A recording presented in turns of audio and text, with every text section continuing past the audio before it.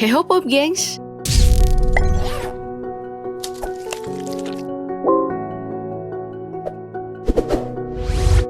Seperti yang kita tahu dari buku sejarah sekolah, dulunya Indonesia merupakan sebuah kekuasaan terpisah dalam bentuk kerajaan.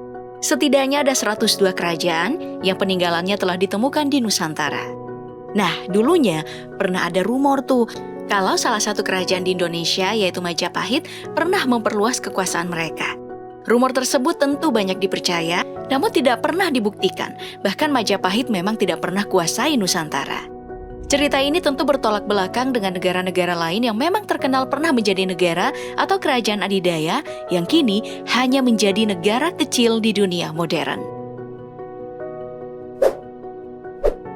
Contohnya saja Turki. Negara yang sedang dilanda krisis ekonomi akibat inflasi dan juga utang negara yang membludak ini merupakan salah satu negara terkuat di masa lalu. Masa kejayaan Turki terjadi pada tahun 1300-an yang dikendalikan oleh Kesultanan Utsmania atau lebih dikenal dengan nama Ottoman. Kesultanan ini dibangun oleh satu orang yang bernama Sultan Osman Gazi. Dari sejarahnya, letak pertama kesultanan ini mulai dilirik banyak kekuasaan saat berhasil menguasai bekas teritorial Kekaisaran Bizantium yang juga dikenal dengan nama Kerajaan Romawi Timur. Dari wilayah inilah, Ottoman mulai melakukan invasi dan menguasai beragam wilayah di pesisir pantai semenanjung Mediterania. Contohnya Mesir, Aljazair, Tunisia, Bosnia, Serbia, dan banyak lagi. Dengan kekuasaan yang besar ini, wilayah Ottoman berevolusi dari yang luasnya hanya ribuan kilometer persegi menjadi 1,8 juta kilometer persegi. Pada saat itu, tidak ada satupun orang yang membayangkan tentang keruntuhan Ottoman. Kekuatan besar dari Ottoman kemudian menjadikannya sebagai salah satu aktor utama dalam Perang Dunia Pertama. Naasnya, Ottoman berada di pihak yang kalah, bahkan harus membuat beragam wilayahnya dikuasai Inggris dan juga Prancis. Bukan cuma itu, nasib buruk juga terjadi di pusat pemerintahannya pada tahun 1920, di mana muncul sosok Mustafa Kemal Atatürk yang melakukan revolusi terhadap Kesultanan Ottoman. Dari imperium bercorak religius menjadi negara sekuler modern. Akhirnya, di tahun 1923, perjuangannya pun tidak sia-sia.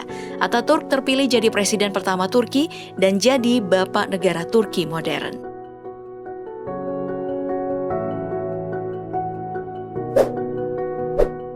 Sebelum Turki, juga pernah eksis Kekaisaran Mongolia yang dikenal adidaya pada masanya. Jadi sebelum dipimpin oleh presiden seperti sekarang, Mongolia dulunya dipimpin oleh seorang kaisar. Salah satu kaisar yang paling terkenal dari Kekaisaran Mongolia adalah Genghis Khan yang mendirikan kekaisaran ini di tahun 1206. Sebenarnya, tidak ada yang menyangka kalau Mongolia akan menjadi kekaisaran yang sangat besar, bahkan wilayahnya menjadi kedua terbesar dalam sejarah manusia. Bagaimana tidak? Hal ini dikarenakan background dari bangsa Mongol yang terdiri dari suku nomaden pengembala ternak. Namun ambisi Genghis Khan di masa kejayaannya berhasil melatih para pengembala ternak menjadi bala tentara menakutkan yang punya spesialisasi dalam berkuda dan juga memanah. Bala tentara inilah yang kemudian menjadi ujung tombak dari Kekaisaran Mongolia. Tidak tanggung-tanggung, luas wilayah kekuasaannya mencapai 33 juta kilometer persegi. Bentangan kekuasaan ini mencapai Eropa Timur dan sebagian Eropa Tengah, Laut Jepang, Laut Arktik, benua India, Asia Tenggara, hingga ke Timur Tengah. Pokoknya dimanapun tentara Mongol berpijak, di sana ada kekuasaan bagi mereka. Nah, sayangnya kekuatan besar ini harus runtuh. Setelah kematian Genghis Khan, Kekaisaran Mongolia terbagi menjadi 4 kerajaan. Perang saudara pun tidak terhindarkan untuk perebutan tahta. Kekacauan internal inilah yang kemudian menggerogoti Mongolia dari dalam dan hancur lebur. Luas wilayah yang dulunya 33 juta kilometer persegi tinggal tersisa 1,5 juta kilometer, seperti yang kita kenal sekarang dan dinobatkan sebagai negara paling sepi di dunia.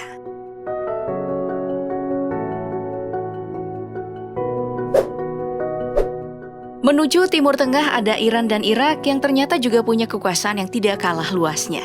Kekuasaan dari Iran dan Irak ini saat daerah tersebut dikenal dengan nama Kekaisaran Persia.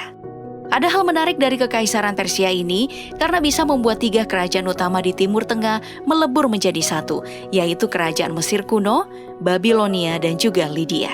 Hal ini dilakukan oleh satu sosok yang bernama Cyrus the Great atau Darius Agung yang kemudian dinobatkan sebagai Raja Persia. Pengakuan demi pengakuan dituai oleh Cyrus, utamanya karena rasa toleransi kuat yang dia miliki pada suku minoritas.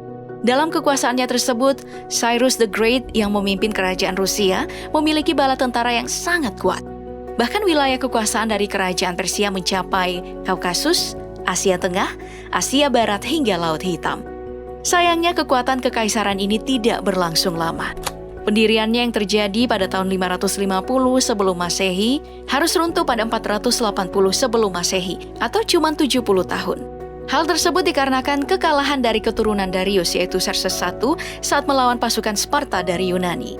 Bagi kamu yang nonton film 300, pasti tidak asing dengan narasi tersebut. Karena memang film Sparta kontroversial tadi berangkat dari kisah keruntuhan kerajaan Persia yang sebenarnya. Nah, setelah runtuh kerajaan Persia kemudian mulai menyusut. Pemberontakan terjadi di mana-mana dan akhirnya lahirlah beberapa negara. Pusat dari Persia sendiri berubah menjadi Iran dan Irak yang nasibnya jauh beda. Iran tetap berdiri sebagai negara independen, bahkan ditakuti karena memiliki nuklir. Sedangkan Irak harus tunduk setelah invasi kepemimpinan Saddam Hussein.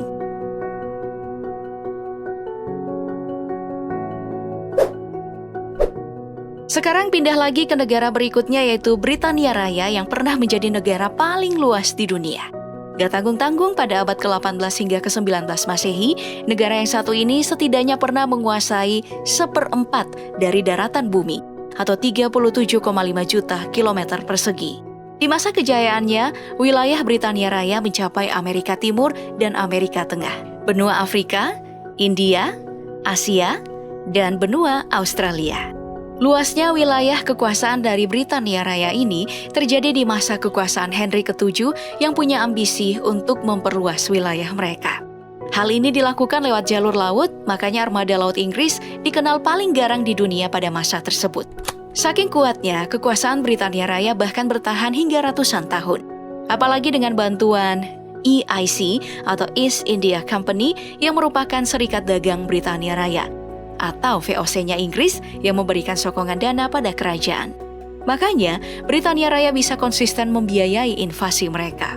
Namun sayangnya, kekuatan yang sangat amat besar ini kemudian berbalik menjadi buah simalakama. Petinggi dari kerajaan dan EIC mulai banyak melakukan korupsi dan beragam pelanggaran. Hal ini diperburuk dengan kekalahan Perang Dunia Kedua yang membuat sejumlah wilayah dari Inggris berani memberontak.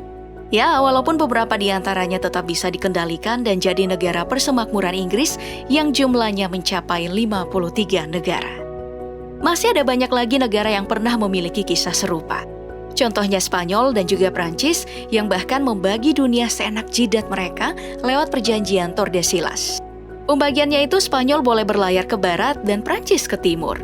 Wah. Emang enak ya jadi abang jago? Nah, segitu dulu buat hari ini. Sampai jumpa di video berikutnya, Pop Gengs.